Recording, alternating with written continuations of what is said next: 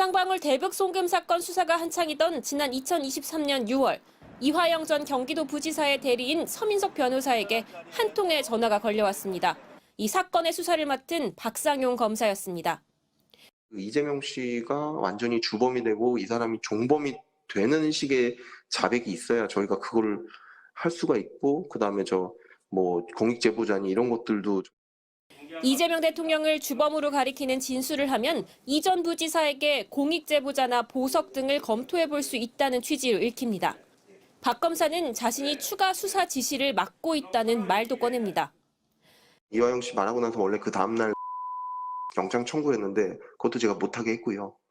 지금 아마 재증언하라는 것도 막 지시가 내려오는데 그것도 제가 못하게 하고 있고. 쌍방울 대북 송금이 이재명 대통령의 방북 비용 대납이었다는 취지의 진술을 검사가 유도하는 듯한 정황이 공개된. 이재명 대통령 범죄자 만들기 뒤에 박상용 검사가 있다는 것 모르는 사람이 있나요? 이번에도 녹취록이 공개되자 박상용은 헐레벌떡 변명을 하기 시작했습니다. 하지만 그 내용이 기가 막히는데요. 그러니까 다시만 말씀드리면 박상용 검사는 뭐라고 주장했냐면 이거는 서민석 변호사가 먼저 자신이 맡은 이화영 씨의 어떤 좀 유리하게 하려는 그러니까 약간 플리바게닝 같은 그쵸. 거를 오히려 변호사가 먼저 제안을 한 거에 대한 답변이었다. 심지어 안 된다는 답변이었다라고 설명을 했습니다. 그러면서 전체 녹취를 공개해라. 짜깁기다라는 네, 주장을 짜깁기다. 해요. 여기 이거에 대해 해설을 해드리면 네. 본인은 녹음이 없는 거예요. 그러니까 뭐가 나올지 모르고 이게 오래됐잖아요. 네. 내가 무슨 말했는지 모르는 상황인 거예요. 기억이 안 나는 상황. 그럴 땐 보통 조용히 있는데 피의자는 자기도 처음인 겁니다. 네. 그렇기 때문에 네. 나 뭐지? 그러니까 네. 뭔가 있어야 이제 공개를 네. 내가 반박을 하는데 그걸 모르니까 자꾸 전체 공개해라 네. 이런 식으로 하면서 반박을 계속하는데 절대 이걸 갖고 있는 네. 측에서는 전체 공개를 한 번에 하지 않을 거다. 네. 박상용 검사의 반박을 듣고 그거에 반하는 것도 잘라서 네. 계속 들어오겠죠. 박상용 검사가 최근에 SNS에 글을 많이 올리고 많이 있는데 올렸어요. 이제 KBS 어제 단독 보도거든요. 이재명 방북 비용 300만 불 얘기는 안 해. 이 보도에 대해서 또 막 반박을 했습니다. 그러니까 결국은 통화 내용은 전체를 공개해라. 일부만 토막으로 얘기하면서 짜깁기 하지 말라. 그 얘기인데. 박상용 검사는 이미 수렁에 빠졌어요. 그래서 네. 허우적 대고 있는 거예요. 네. 뭐냐면 저 디테일 지금 이제 말씀하신 그 내용 본인 녹음이 없어요. 일단 녹음이 없기 때문에 그 녹음의 다 내용을 공개했을 때 나에게 유리한지 불리한지조차도 지금은 모르죠. 판단할 수 없겠죠. 네, 네. 근데 이제 일단 저렇게 반응을 하는 건데 지금 이 사건이 저 증거 하나가 아니잖아요. 예를 그렇죠. 들면 이 사건을 관통하는 핵심 키워드는 연어술 파티예요. 네. 연어술 파티 전에 뭐가 있었다는 겁니까? 진술 세미나가 있었다는 네. 거예요. 그리고 언론들이 이미 입수해서 보도한 1,200~300쪽에 달하는 문건을 보면 수사보고서를 보면 뭐가 나오는 겁니까? 여러 사람들의 얘기, 여러 사람들이 있죠. 이게 이재명을 잡으려고 하는 거였구나. 내가 아니었구나. 내가 그러면 그거에 맞춰서 어떻게 해야겠구나. 이 정황들이 지금 복수로 드러나 네. 있어요. 그럼 준비되어 있는 게 있나요? 혹시 아니, 다- 어제 KBS 후속 보도 나왔던 거 그것까지 나와. 지금 이 앞단에서 어떤 얘기가 있다가 저 얘기가 나왔는지 네. 주범과 종범 뭐 이런 얘기가 나온 이유가 당시에 보면 만약에 이게 사건 자체가 있던 일이야. 이재명이 뭐 지시하고 이화영이 해가지고 쌍방울이 800만 불을 이재명을 위해서 그냥 실제 했던 일이라면 그렇게 많이 이 공범들을 모을 이유는 없겠죠. 그냥 있는 대로 이야기하면 그렇습니다. 되니까. 근데 저 당시에 보면 제가 당시 수사기를 볼 때 어떤 생각이 들었냐면 800만 불 쌍방울이 북한에 도착한 800만 불 중에 500만 불은 경기도가 약속했던 스마트팜 비용을 대납했다고 그랬잖아요. 그럼 그걸 위해서 저는 어떤 생각이 들었냐면 사실은 거기서 끝났어야 돼요. 대납을 해주고 받을 게 있어야 되잖아요. 우리가 돈을 줄 때는 목적이 있잖아요. 당연하죠. 근데 수사 기록엔 그게 없어요. 쌍방울이 원래는 그 500만 불을 대납해주고 방북을 약속했다. 이 스토리가 자연스러워요. 근데 뒤에 300만 불을 끼워 넣은 이유는 김성태가 해외로 빼돌린 돈이 더 있었어. 이 돈이 설명이 안 돼. 설명이 안 돼서 그러니까 예를 들면 필리핀에 무슨 국제 대회를 했는데 거기에 70만 불을 갖고 갔는데 이 돈을 어디다 썼는지 지금 설명이 안 돼. 저희는 뭐 개인적으로 김성태 개인 도박 자금이라고 보는데 김성태가 빼돌린 돈 자체가 액수가 뒤에 커지다 보니까 방북을 뒤에다 갖다 붙인 것 같아. 그러면서 뭐라고 얘기했냐면 300만 불 얘기를 합니다. 박상용 검사가. 300만 불에 대해서 이화영이 얘기를 해줘야 되는데 안 해준다고. 그리고 자기는 다 알고 있을 텐데 왜 이렇게 얘기하는지 모르. 그러니까 스마트팜은 앞전에 인정을 했다니까요. 이화영이 그때 꼴딱 넘어가가지고 거기서 협조를 했어요. 진술 협조를 했고 뒤에 300만 불에 대해서 지금 안 한다는 게 있고 지금 제가 보니까 그 자료 9번 보시면 이 통화하기 전날에 지금 18일이잖아요. 같은 네. 날이네. 전날에 이런 일이 있었던 하루 거예요. 전날이네. 네, 전날에 조사를 했어요. 오. 전날에 조사를 했는데 박상용의 마음에 안 들게 된 거지. 그 조사의 내용이. 그 조사 그러면 내용이. 그 내용을 한번 읽어보세요. 자, 소개를 좀 해주세요. 자, 김성태는 쌍방울이 도지사 방북 비용 300만 달러의 대납을 약속하지 않았다면 북한에서 2차 국제대회에 참석하지 않았을 것이라고 하여 방북 비용 대납 약속이 위와 같은 북한의 국제대회 참석을 이끌어낸 결정적인 요인이었다고 하고 있다. 어떤가? 그러자 그것은 김성태 회장의 생각이다. 경기도와 북한 간의 정해진 일정에 따라 행사가 이뤄진 것이라고 생각한다. 자 보세요. 라고 이화영 부지사가 이게 이야기합니다. 전날 검찰에서 조사한 내용이에요.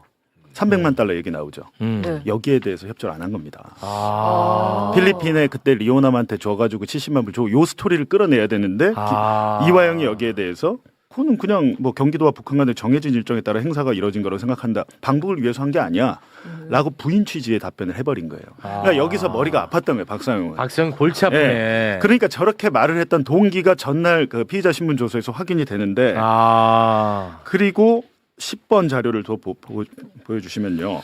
예, 박상용 검사가 피해자는 이재명 지사에게 방북 비용까지 처리해줄 사람이 쌍방울 그룹의 김성태 회장이다라고 명시적으로 보고를 드렸다는 것이죠. 하자 이화영 부지사가 김성태 회장이 지사님 방북을 위해 노력할 것이라는 점은 말씀드렸다. 다만 내가 어떻게 도지사에게 쌍방울이 지사님 방북 비용을 대신 내준다 이런 노골적인 워딩으로 보고를 하겠나. 확실해지죠. 이 300만 달러가 해결이 안 되니까 머리가 아팠던 골치 상황이에요. 아프네. 박상용 그래서 그 입장에서. 다음날 저 전화를 한 이유는 방북 비용 300만 달러에 대해서 법정에서까지 유지돼 일관된 증언을 해주셔야 된다. 그래야 우리가 뭘 해줄 수 있다라고 얘기하는 거죠. 야, 이게 그 시간의 순서가 딱딱 맞아 떨어지네. 그렇게 돼요. 요거는 뭐 깔끔하네. 박상용이. 요거는 이제 박살 내야죠, 이제. 그 어제죠. 어제 수원지검에서 입장이 나왔습니다. 그 당시 수원지검장, 그 차장, 네. 그 부장까지 동시에 입장이 나와서 이거 뭐 존재할 수 없는 허위다라고 입장을 냈고요.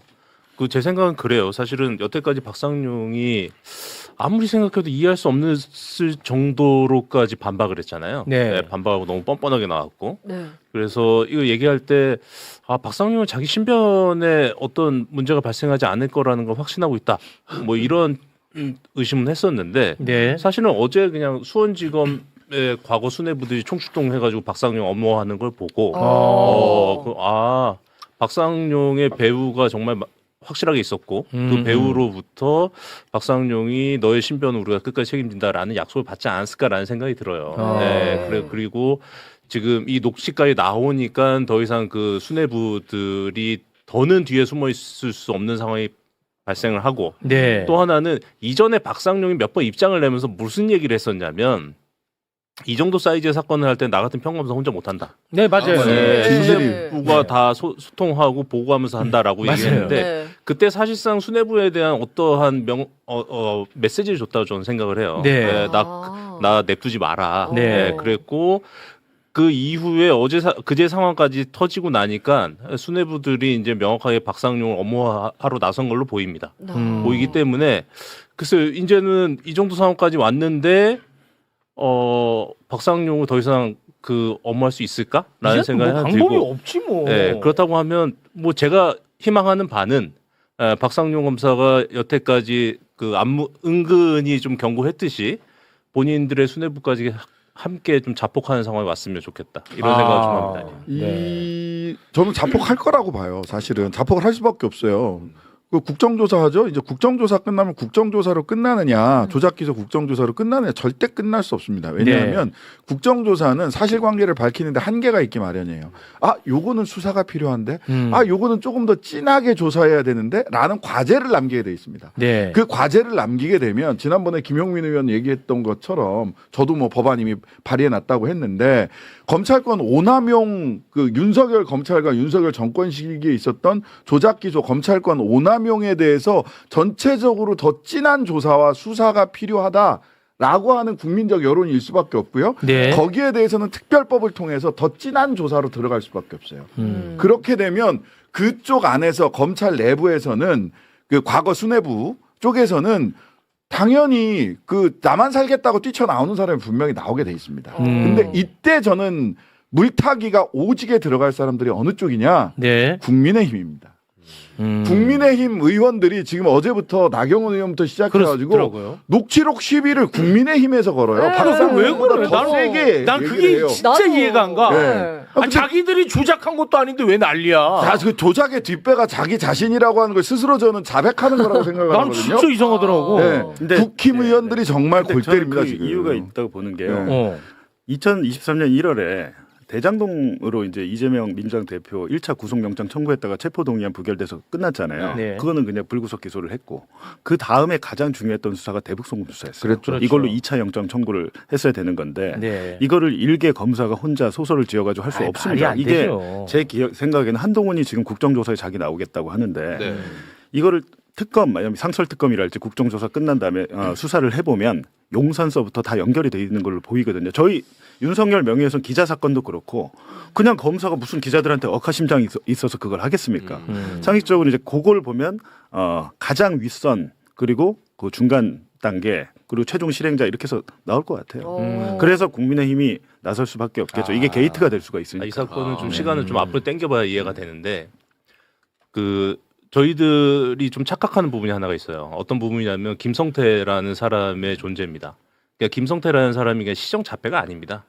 네, 그냥 뭐 흔히 얘기하는 게 건달 뭐 이 정도가 아니라 네. 사실상 거의 뭐 전국을 평정했던 한때 전국구 족보, 그다음에 사채업계도 평정했고 그걸 통해서 기업까지 인수해가지고 기업 인수 후에 기업 운영에서도 상당한 발군의 실력을 보여준 사람이에요. 보통 사람이 아닙니다. 네. 근데 김성태가 23년 1월에 송환이 되는데 김성태가 송환이 됐을 때 이미 쌍방울 관련된 모든 그 왁구가 다 짜여 있었어요. 그러니까 금감원이 들어가서 쌍방울 다 그 아작을 내고 그 쌍방울 관련돼서 수백 명 직원들 불러다가 다 조사를 하고 그래서 사실상 김성태가 송환돼 와가지고 김성태가 추가로 뭐 구체적인 진술을 할 필요가 없을 정도로 그 그림을 다 만들어 놨었는데 네. 이 정도 사이즈의 그림을 만들 때 박상용이나 일개 평검사 혼자서 금강원도 동원하고 국세청도 동원하고 예, 심지어 타청 검찰의 타청까지 동원을 해가지고 쌍방울이란 그룹 자체를 완전히 왁구를 짜놓는다는 것은 불가능해요. 그렇습니다. 네. 알겠습니다. 그리고 이게 지금 이제 이거 한 개가 있는 게 아니고요. 시간이 네. 여러 개 있어요. 녹음 파일이. 그리고 녹음 파일이 더 내일 있어요? 추가 녹음 파일이 그게 더 심각해 보이는데 이제 저는 이제 더 있어? 어제 더 있어요. 저 이제 개인 방송 매봉쇼에서 이제 서민석 변호사랑 좀 통화를 했는데 네. 내일 이제 2023년 5월 17일에 연호의 술 파티로 딱 지목된 날이잖아요. 네. 2, 3일 뒤에 바로 본인이 구치소 가서 이화영 부지사 접견하고 나왔는데 박상용한테 바로 전화가 왔대요. 그러니까 회유 뭐 이런 게 있는지 몰랐는데 가서 이화영 부지사한테 들었대요. 뭐 술 파티도 듣고 뭐 이런저런 얘기를 듣고 딱 구치소를 나서는데 박상용에게 전화가 와서 여러 가지 그 회유와 관련한 그 조건들 이걸 얘기를 했다고 합니다. 네, 그러면서 이제 본인이 여러 가지 대화를 하고 왜냐하면 이화영 부지사가 말하지 않은 것까지 박상용이 막 말을 해가지고 굉장히 구체적으로 녹음이 돼 있는데 내일 아침에 공개됩니다. 그래. 야, 박상용이 그동안에 행복했다잉. 이제 끝이야. 그리고 이번 주 금요일에 이제 TBS 제가 진행하는 봉지욱의 봉인에 대해서 세 번째 녹음 파일이 또 이제 공개될 예정. 네. 굉장히 많은가 봐요. 자신 있어 10개 정도 될 하더라고요. 겁니다. 한 10개 정도 된다. 네. 근데 이제 여기서 녹음 파일 관련해 가지고 다 까자 왜 한꺼번에 안 까고 뭐 조작하냐 뭐 짜깁게 하냐 이런 얘기 하잖아요. 바보입니까? 왜 그걸 한 번에 깝니까? 그건 뭐 알아서 할 문제지 왜 간섭해? 아니, 하나 해놓고 저쪽에서 무슨 거짓말 하는가 보고 그렇지. 또 하고 차근차근 하는 거예요. 뭘 다 네. 까? 마치 무슨 뭐 숨기고 조작하는 거 있는 것처럼 이야기하는 거. 네. 뭐 천하람 의원도 그런 이야기 하셨던데 바보입니까? 누가 그걸 한 번에 다 깝니까? 네. 아니 근데 그 진짜 특이해. 천하람 같은 사람들을 왜 이 진실을 밝히는 거에 함께하지 않아? 뭐 이렇게 뭐 무슨 일이 있는지 뭐 잘은 모르겠습니다만 그 다음에 한동훈 씨 굉장히 요새 좀 약간 신나서 깝치던데 죄송합니다. 아니 왜 국정조사에 자기 안 부르냐 뭐 꿀리냐 뭐 어쩌고 저쩌고 얘기를 하는데요. 딱 기다리고 계세요. 국정조사 끝나고 나면 제가 보기엔 이거 더 진한 조사와 수사로 나아갈 수밖에 없어요. 그때 네. 되면 지금 국정조사 갖고는 박상용 정도를 잡을 수는 있지만 아까 봉지욱 기자가 얘기하신 윗선. 그 윗선에서 어떤 작전이 있었는가는 국정조사로 다 밝힐 수가 없어요. 그렇습니다. 네. 너는이라고 당신은 그때입니다. 번호표 뽑아들고 그때까지 기다리고 계세요. 반드시 책임을 져야 됩니다. 한동훈 씨도. 법무부 장관이었어요 그때. 그렇습니다. 그때 김성태 돌아오라고 그럴 때 뭐 별 진짜 험한 소리 다 했거든요. 네. 이재명 대통령을 범죄자 취급하면서 뭐 조폭끼리 짜고서 뭐 못 돌아오게 하고 있다는 별별 소리를 다 했어요. 네. 딱 기다려 번호표 뽑고. 좋습니다. 저는 이제 아무튼 뭐 서민석 변호사가 내놓는 녹취에 당분간 저는 좀 집중하도록 하겠습니다. 서민석 변호사가 검찰과 협조적 관계에 있었던 건지, 우리는 이제 그런 쪽으로 비판을 많이 해왔었죠. 있던 건지 아닌지 그 이야기는 일단은 매불쇼만큼은 조금 보류하도록 하겠습니다. 네, 그거는 뭐 다른 분들이 알아서들 좀 해주시면 좋을 것 같습니다. 네. 제가 볼 때는 뭐 약간의 좀 경계에 있지 않았나 하는 생각이 좀 들긴 하는데, 네. 김광민 변호사와는 여기서 인사를 드리도록 하겠습니다. 대단히 고맙습니다. 고맙습니다. 감사합니다.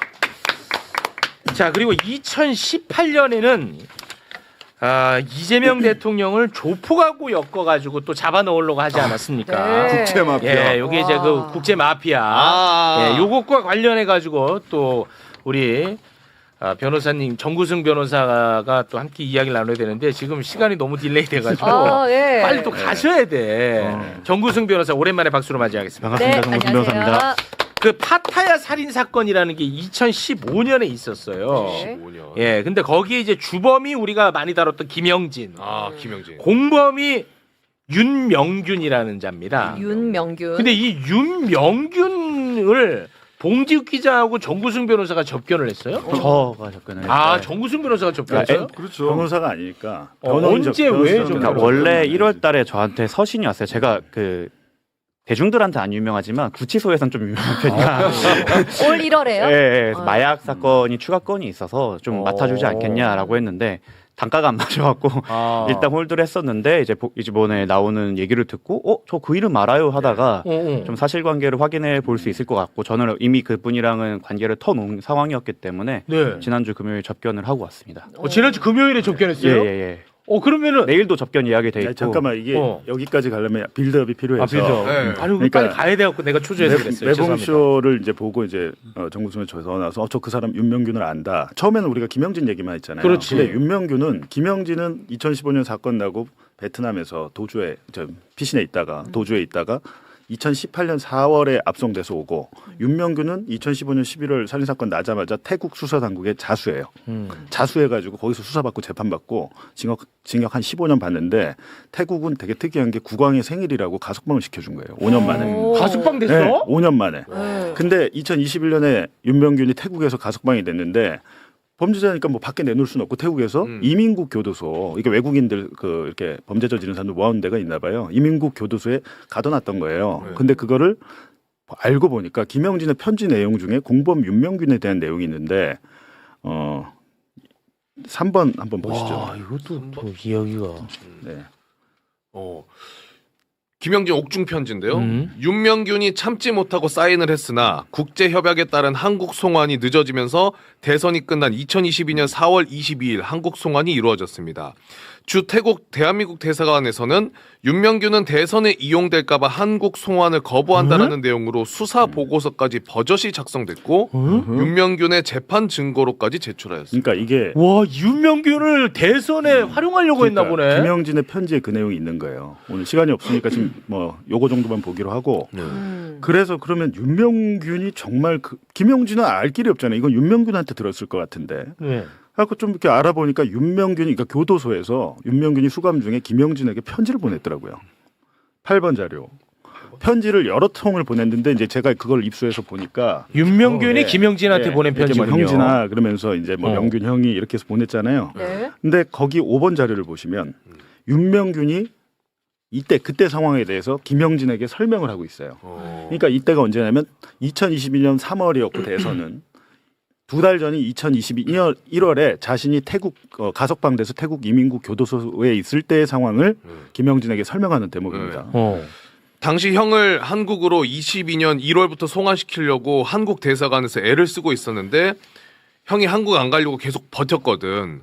한국에 안 가려고 서류에 사인도 안 하고 했는데 같은 방에 있는 한국 사람이 형한테 그러더라.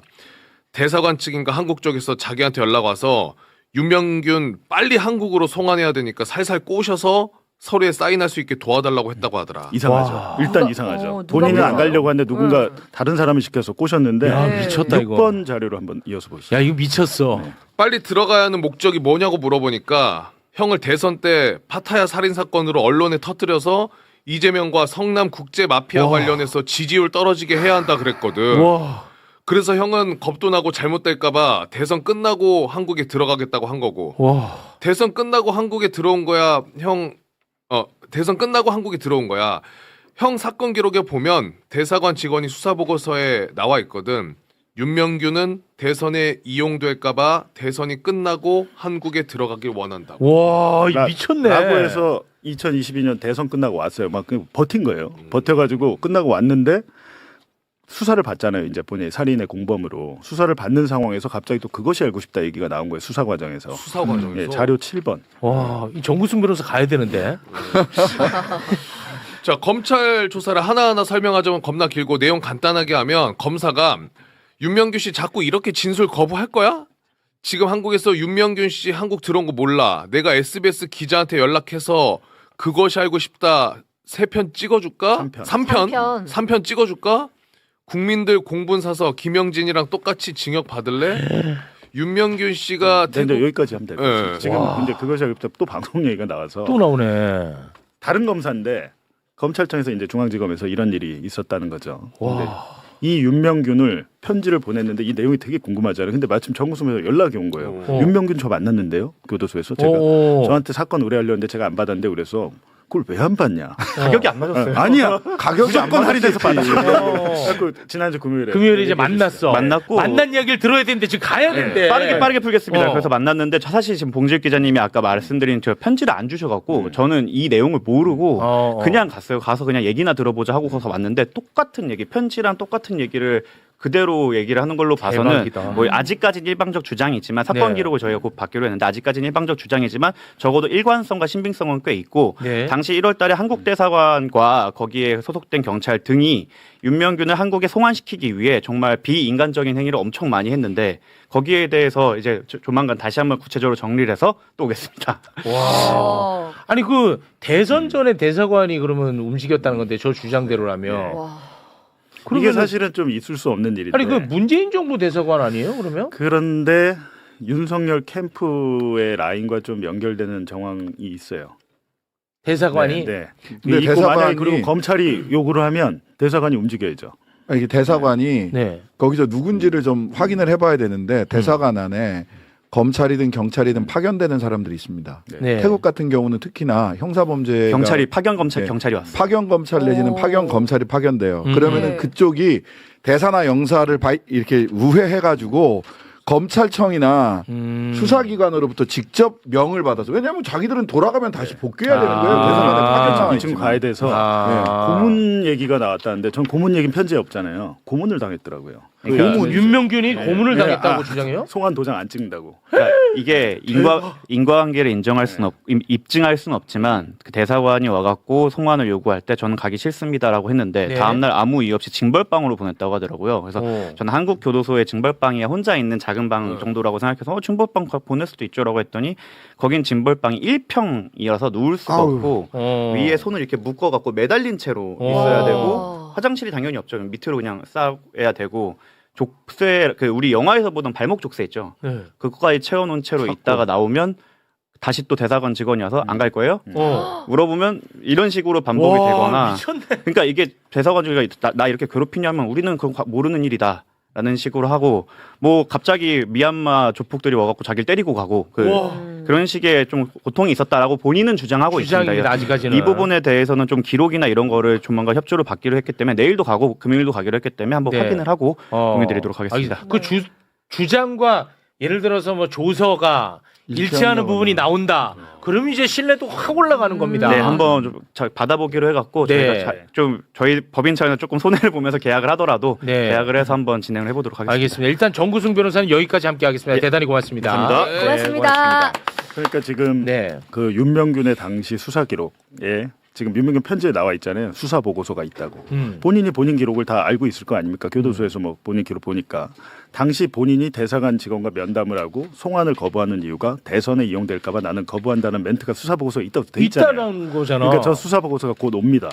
오니까 저 수사 보고서의 존재 유무 내용을 저희가 보면 되겠죠. 온다는 게 누구로부터? 저 정구승 변호사 정구승이 지금 수임을 하면 선임을 하면 여기로 그걸 기록이 받아볼 수가 있어요? 넘어오죠. 아. 그렇죠. 예. 정구승 변호사가 수임을 하면 그러니까 돈에 손해를 와 대박이네. 하지만 실제로 선임이 되면 이제 수사 자료 일체를 이전에 받아볼 수가 공판 기록 있다는 일체를 거죠. 받아볼 수가 있으니까 거기에 수사 보고서에 그런 얘기가 나오는지를 살펴보면 되죠. 그러니까 이 파타야 사건의 범인들은 어떤 주장을 하냐면 지금 보니까 특히 김영진은 당시에 그 이재명 잡는데 협조를 자기가 안 해서 상해치사 정도로 구형을 뭐 해주겠다고 한 것을 혐의를 혐의 적용해주겠다고 한 것을 살인죄가 나오고 방송까지 나오면서 죽일 놈이 돼서 그렇게 됐는데 사실은 자기는 살인의 고의의 목적도 없고 했는데 그 이유 자체가 죽일 놈 된 이유가 그 이재명 잡는데 협조 안 해서 그렇게 생각을 하는 것 같아요. 그건 이제 본인의 주장이죠. 본인의 주장인데 제가 이제 이 모든 것은 이제 범죄자들의 그냥 주장으로 그냥 치부할 수도 있지만 제가 앞서 보여드렸던 2023년 9월에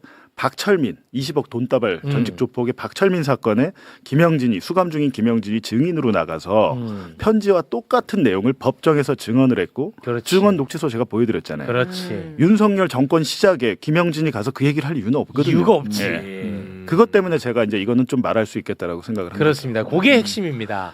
윤석열 정부 시절에 김영진이가 그런 이야기를 할 필요는 없거든요.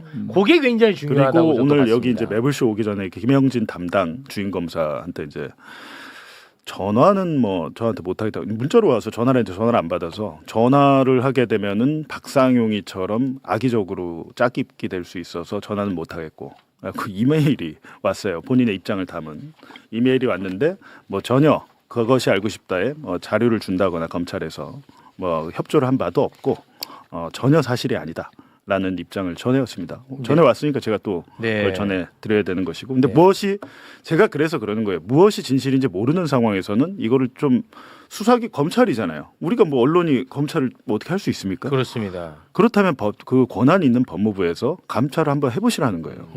이거는 지금 대북송금 사건도 대북송금 사건이지만 이 사건도 여기까지 드러난 이상 한번 사실 유무를 따져보는 게 맞지 않나 라는 생각이 듭니다.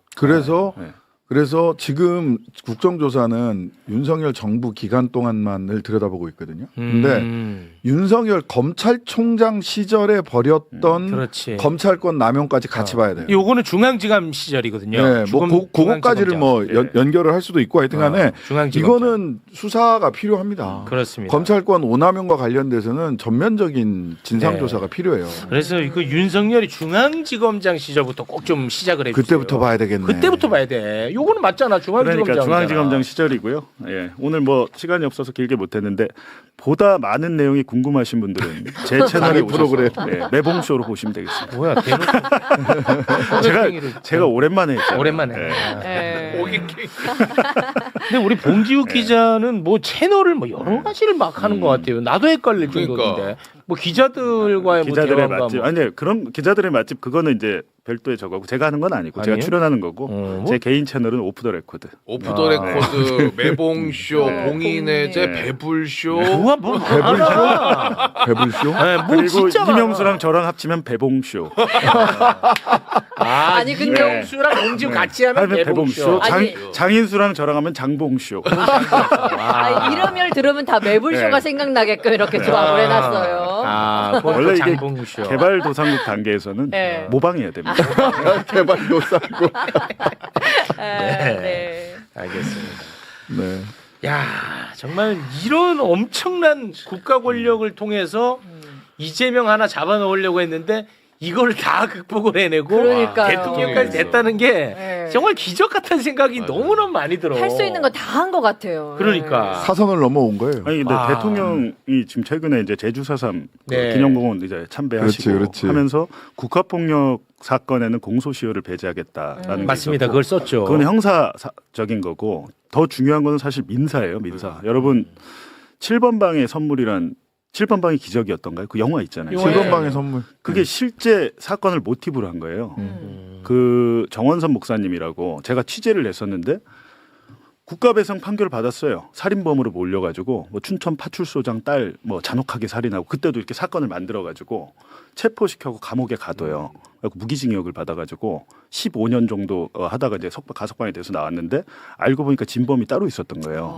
근데 당시에 이 정원선 목사한테 뒤집어 씌운 뭐 검사, 경찰, 판사 아무도 처벌 안 받아. 그럼 이 양반이 그러면 받을 수 있는 길은 국가에 대한 손해배상뿐이 없잖아요. 국가배상. 손해배상을 이겼어요. 26억. 26억. 근데 그게 대법원에서 기각이 됐습니다. 왜? 박근혜 정권 때였는데 박근혜 정권 때 그 국가 손해배상 소멸시효를 6개월로 줄여버린 거예요. 6개월로. 그래갖고 일주일 늦게 했다고 6개월하고 7일 지나서 했다고 자기 인생이 송두리째 날아갔는데 와. 15년이 그게 박근혜 대법원 대법원 판단일 네. 거고요. 이게 이제 저는 옛날에 국가폭력 관련해 가지고 이제 한국 전쟁 당시부터 이렇게 쭉 있었단 말이에요. 근데 어떤 재판부는 이게 이제 그 진화위나 진실화해위원회나 형사재판 재심을 통해서 맞아요. 바뀌었을 때부터 소멸시효를 기산을 해요. 사실 그게 맞죠. 그건 맞는 거 또는 근데 어떤 재판부는 그게 아니라 옛날에 너 저 국가에다가 그 손해배상 청구할 수 있었는데도 안 했잖아. 그때 잘못 청구하면요. 역적이라고 진짜 국가 반란죄로 다스려질 시절이에요. 전두환 박정희 때라고요. 네. 근데 어떤 재판부에서는 또 그렇게 계산을 해요. 그 이상합니다. 그러니까 그 민사 국가배상의 소멸시효 계산을 실은 국가가 저지른 폭력을 개인이 야 국가 내가 폭력 저질렀으니까 나한테 돈 물어내라고 목소리 높여서 청구할 수 있는 사람들 예전에 박정희 전두환 시절에 몇 명이나 됐습니까? 없어요. 말이 안 돼. 어려운 진화위가 그나마 또는 재심을 통해서 어떤 결정이 났을 때 그제서야 청구할 수 있는 거거든요. 근데 판결문 보면 정말 인간적인 배려 이런 건 전혀 없고요. 사법적 법리도 굉장히 취약하고 아주 단순해요. 그리고 맨 마지막에 꼭 제가 진짜 드리고 싶은 제발 나라 걱정을 이상한 방식으로 해요. 대통령 그 판사들이 뭐냐면 이렇게 따지면 국가가 손해배상 해줘야 될 게 너무 많다는 거야. 맞아요. 그러니까 할 게 있으면 26억 해야지. 너무 많다는 거예요. 박근혜 때 이래가지고 그걸 깎고자 했던 것 같아요. 법무부에서 이거 다 돈을 주는데 6개월 7일 지났다고 자기 인생을 송두리째 무기징역에 징역 15년서 그러고 나서 돌아갔어요. 아유 어떡하냐.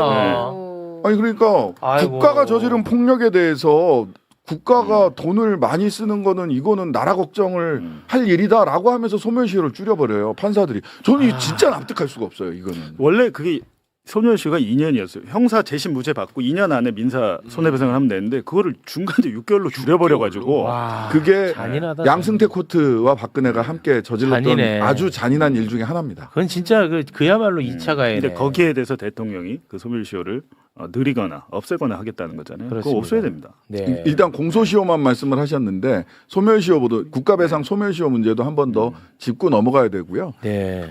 그다음에 국가폭력에 대한 공소시효, 국가폭력 공소시효 이야기는 저는 이제 사실 물리적 폭력, 사람 막 죽이고 했던 것에 대한 공소시효 배제해야 된다는 건 오래전부터 나왔던 얘기인데 저는 우리가 사실 국가폭력 중에서 그런 물리적으로 직접 죽이는 폭력도 있지만 그 이재명 대통령이나 또 많은 사람들이 했던 검찰이나 수사기관이 저지른 그 죄 없는 사람을 몰고 가서 사람 거의 죽음에 이르게 하는 이것도 굉장히 대단한 국가폭력인 거거든요. 너무 맞는 말씀이시죠. 국가폭력의 범주를 어디까지 볼 거냐에 대해서도 저는 네. 이번 기회에 논의해야 된다고 생각합니다. 그렇습니다. 네, 알겠습니다.